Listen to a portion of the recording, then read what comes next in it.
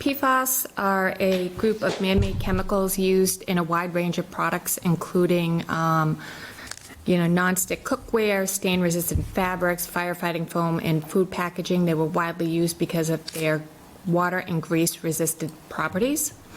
One of the key characteristics of PFAS is their presence in the environment.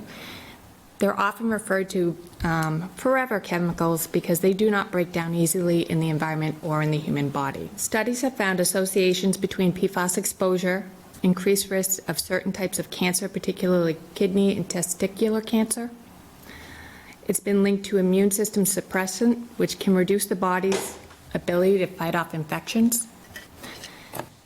Exposure can have adverse reproduction outcomes, including decreased fertility and developmental delays during pregnancy and in infants. Exposure to certain PFAS compounds have been linked to liver damage and changes in liver function. There's evidence that PFAS exposure may increase cholesterol levels, and exposure can affect the growth and learning behaviors in infants and older children. In October of 2020, the Mass Department of Environmental Protection set the limit for 6 PFAS compounds at 20 parts per trillion. Parts per trillion is a unit of measurement used to express very small concentrations of substances in a mixture, solution, or samples. Detecting PFAS at 1 parts per trillion is like finding a rare grain of sand in an entire swimming pool. It's an incredibly small amount within vast volumes of water. Despite its small quantity, tiny amounts of PFAS can still have a significant health impact, which highlights the sensitivity and importance of detecting and addressing PFAS contamination, even at extremely low levels, which is why the EPA at the federal level imposed a drinking water regulation in April of 2024 for 6 individual PFAS compounds at 4 parts per trillion, requiring public drinking water suppliers to come in compliance with this standard within 5 years.